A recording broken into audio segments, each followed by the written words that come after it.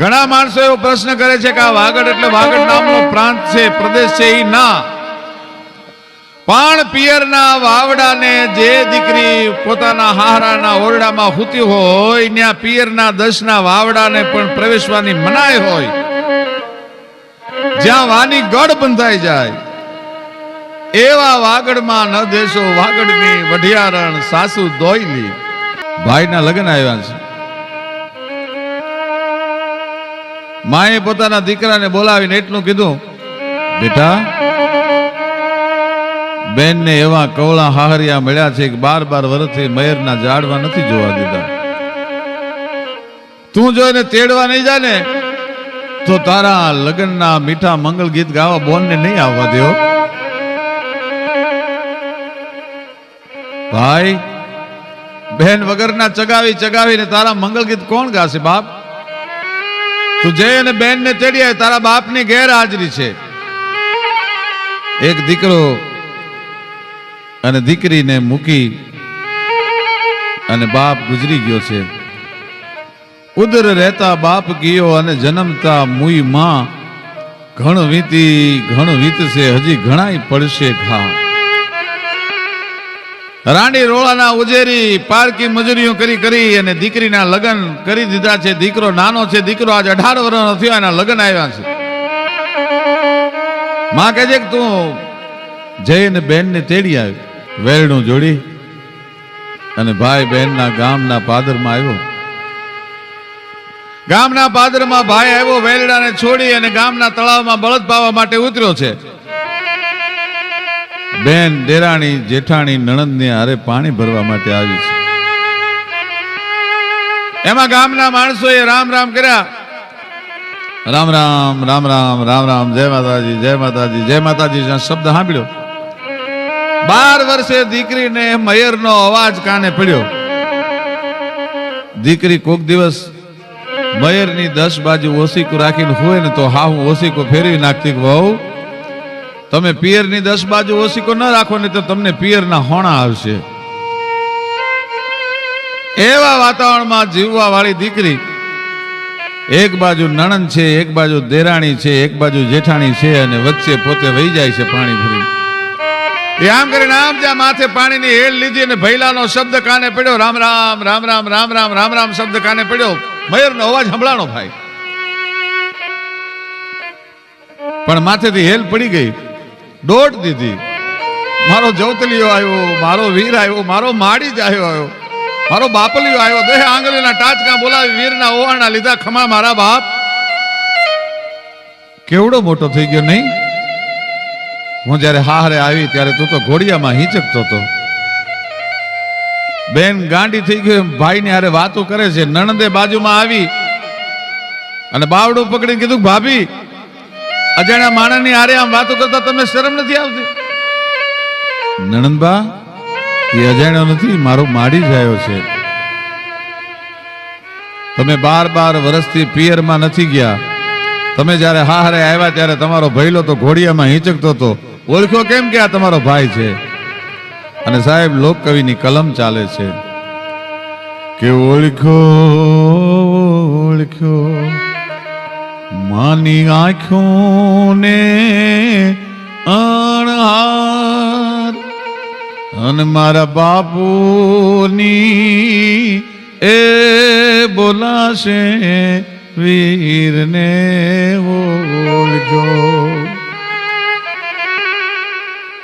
ઓળખો માની આંખોને અણહાર. માની આંખની અણહાર શું કામ?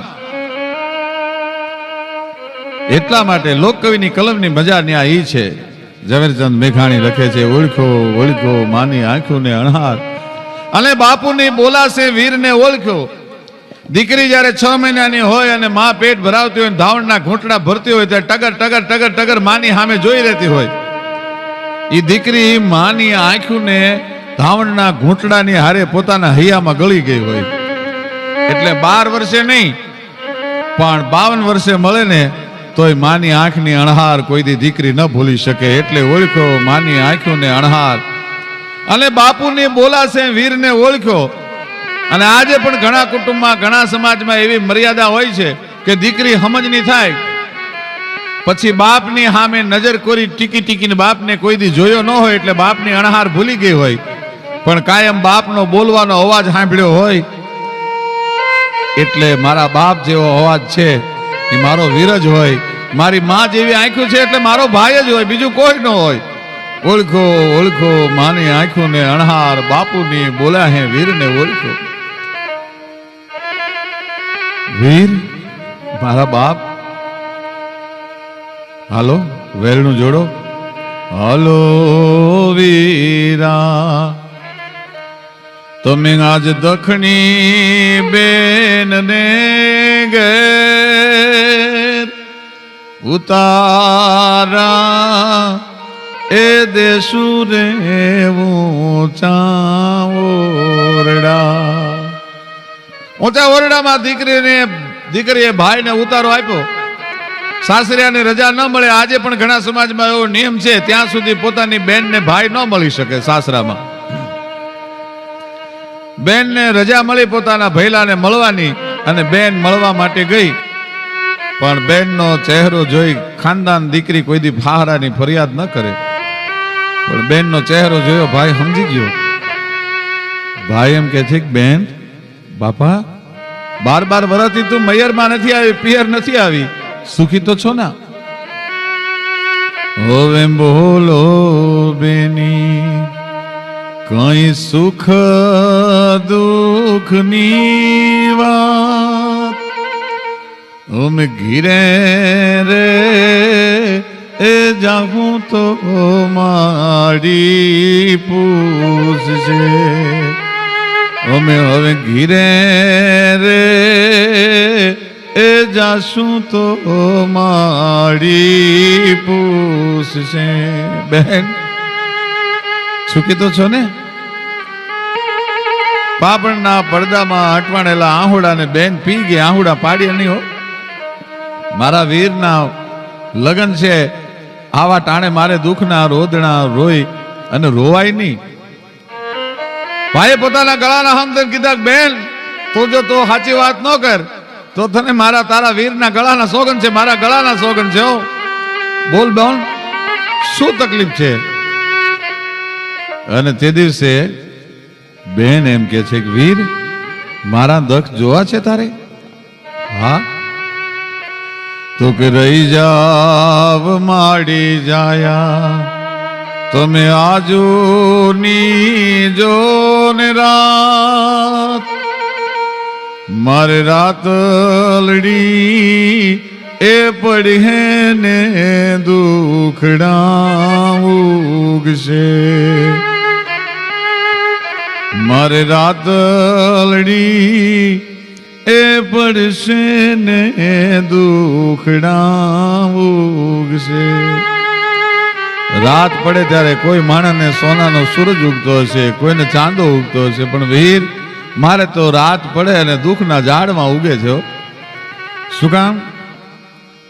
કેવો શીખે ઢોણી મારા પાંગથી શ્રી ચણિયો સઈ, પાછલી રે પરોઢના પાણીડા મોકલે રે દાદા હો દીકરી, દાદા હો દીકરી, વાગડ માનો દેશો રહેશે, વાગડની વડિયારણ સાસુ દોયલી રે દાદા હો દીકરી, દાદા હો દીકરી. ઘણા માણસો એવો પ્રશ્ન કરે છે કે આ વાગડ એટલે વાગડ નામનો પ્રાંત છે, પ્રદેશ છે, એ ના. પણ પિયરના વાવડાને જે દીકરી પોતાના હારાના ઓરડામાં હૂતી હોય ત્યાં પિયરના 10ના વાવડાને પણ પ્રવેશવાની મનાઈ હોય, જ્યાં વાની ગઢ બંધાઈ જાય એવા વાગડમાં ન દેશો વાગડની વઢિયારણ સાસુ દોયલી. બેન પોતાના વેદનાની વાત એના વીરને કરે, પણ ઘરનો સીઆઈડી કહેવાય એવી નણંદ બારણાની આડે ઊભી ઊભી આ વાત સાંભળે છે કે પછવાડે ઊભી નણંદલ સાંભળે રે લોલ નાની વહુ કરે છે આપણા ઘરની વાત જો હોવે ભગોયા મોટા ખોરડા રે લોલ પછવાડે ઊભી નણંદલ સાંભળે રે લોલ નાની વહુ કરે છે આપણા ઘરની વાત જો હોવે ભગોયા મોટા ખોરડા રે લોલ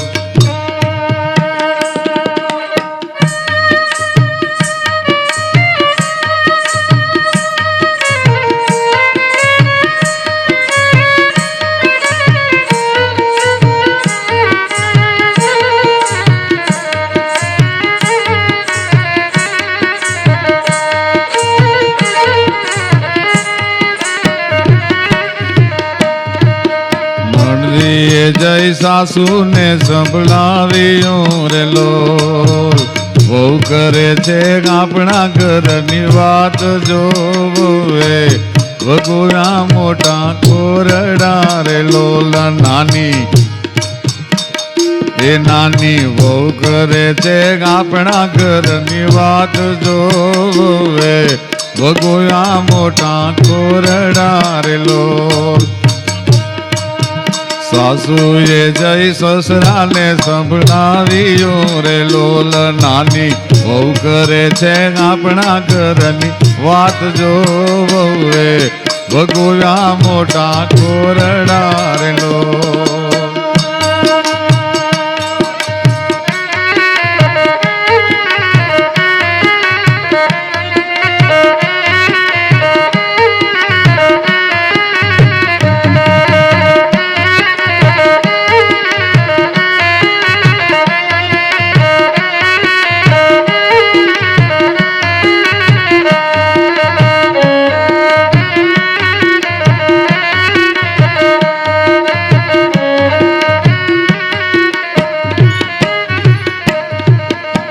સસરાએ જય જેઠને સંભળાવ્યું રે લોલ સસરાએ જય જેઠને સંભળાવ્યું રે લોલ નાની એ નાની વહુ કરે છે આપણા ઘરની વાત જોગાવે ભગોયા મોટા ખોરડા રે લોલ જેઠે જઈને પરિણાને સંભળાવ્યું રે લોલ તારી આ તારી વહુ કરે છે આપણા ઘરની વાત જોવે ભગોયા મોટા ખોરડા રે લોલ વોવે ભગોયા મોટા ખોરડા રે લોલ નણદીએ જઈ સાસુ ને સાસુએ જઈ સસરા ને સસરાએ જઈ જેઠ ને જેઠે જઈ પરિણાને સંભળાવ્યું. ઘણા માણસો એમ કે છે કે ભાઈએ 100 રૂપિયાની નોટ પકડે ને એમ કઈ કેમ ન કહી દીધું ગાંડી આ વાતને કોઈને કરાય ને વાત કોઈને કરતી નહીં. તો એ ઘટના ત્યાં દબાઈ જાય અને સમાજને લોકકવિએ જે રાહ ચીંધવો છે, જે ઉપદેશ આપવો છે, જે દીકરીઓ પર અત્યાચાર થાય છે એના ઘરે ઘરે ગીતોને ગુંજતા કરી અને અત્યાચાર અટકે એ માટેનો જે સંદેશો મોકલાવવો છે ત્યાં દટાઈ જાય. અને પરિણે જય તેજી ઘોડો છોડ્યો રેલો એને જયું ભાડ્યો ગાંધીડાને હાટ જોવે વગુયા મોટા ખોરડા રેલો. અક્ષર અફીણ તોડાયો અને પાછળ હોમલખાર તોડાયો. મરવા માટે અફીણ ને એક કટકી બસ થઈ પડે, પાછળ હોમલખાર ન જોયું જરૂર પડે. અક્ષર અફીણ ની જરૂર ન પડે. પુરુષ બાજુમાં ઝેર ખૂંટે છે, સ્ત્રી આવીને એટલું પૂછે છે શું કરો છો? આ તો કે ઝેર ખૂંટું છું. ઝેર પાવી પડે એટલી બધી હું તમને વહમી લાગી, એટલી બધી હું તમને અકારી લાગી? મને નહીં કટમને. કુટુંબનો કંકાસ બે માંથી એક જણાનો ભોગ માગે છે. ગોરાંધે કાં તમે પી જાઓ અને કાં હું પી જાઉં. અને આ દેશની દીકરી સંસ્કારનો કરિયાવર લઈને બાપના ઓરડામાંથી હારે ગઈ હતી એણે એના પિયુને એટલું કીધું કે લાવો એ ઝેર હું પી જાઉં, કારણ કે જગતને દીકરા દેવા માટે હું આવી છું, કોઈનો દીકરો લઈ લેવાનો મને અધિકાર નથી. ને હસતા મોઢે પી ગઈ ભાઈ. તો એના ધણીને શ્રાપ ના દીધો, પણ શું બોલી કે ઘટક દઈ એ ગોરા દે પ્યાલો પી ગયા રે લોલ. ઘટક શબ્દને આ લોક કવિએ શું કામ વાપર્યો? એને એમ થયું મારા ધણીને, મારા પિયુને, મારા કંથને વાત કરું કે મારા ભૈલાના લગ્ન આવ્યા છે, મને તેડવા માટે આવ્યો છે. પણ જો હું એમ કહીશ ને કે મારા ભાઈના લગ્ન છે તો મારો ધણી મને ઝેર નહીં પીવા દે, અને એના હાથે મોઢા સુધી આવેલો ઝેરનો કટોરો હવે શું કામ પાછો ઠેલવો? એટલે વીરના લગ્નની વાત એ ઝેરના ઘૂંટડાની હારે ઘટક દઈને ગળાની માલપા ઉતારી ગઈ ભાઈ. ઘટક દઈ એ ગોરા દે પ્યાલો પી ગયા રેલો. અને એને ઘર ચોલાની પછી લાંબી તાણી હોડજો. હવે તમે જુગ જુગ એ જીવોને મારા સાજબારેલો. અગ્નિદા દઈને ઘરે આવ્યા અને પોતાની માને એટલું જુવાન કે છે, એને બાળી જાળીને ઘીરે ગાવ્યા રેલો. હવે માડી તારા આ મહેલમાં થઈ મોકલાણ જો, પણ ખવનો ઓશિયાળો માડી હવે હું રિયો રેલો. આ તો ભવનો ઓશિયાળો માડી હું રિયો રેલો. પણ જેની ભાંગે જોડ, અરે એને માયાની મીઠપ નહીં. પણ પછી કાગા વાતું કરોડ, એને પંડનું સુખનો પાલવે. વેલું છૂટ્યું વાડી ના વડે, ધોરીડા એ બાંધ્યા રે વડને વાગે. ધોરીડા એ બાંધ્યા રે વડને વાગે.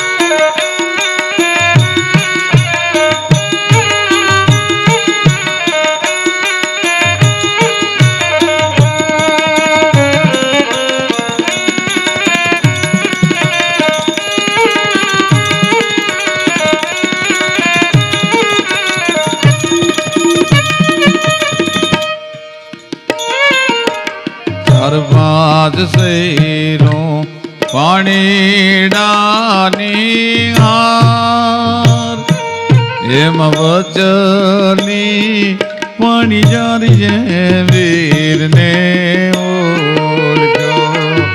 એમ વચની પાણી જારી વીરને ઓળખ્યો.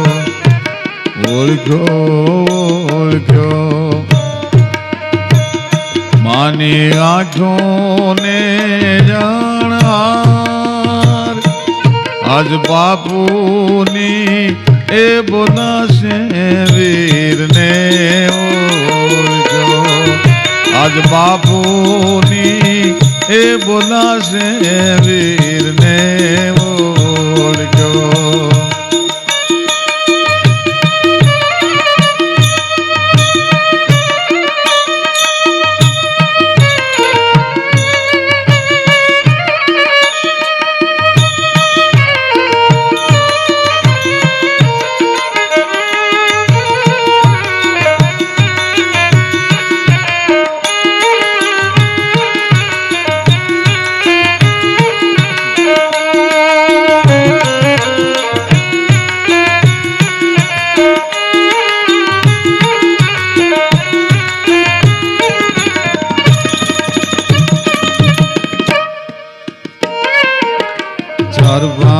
વરસૈરું પાણીડાની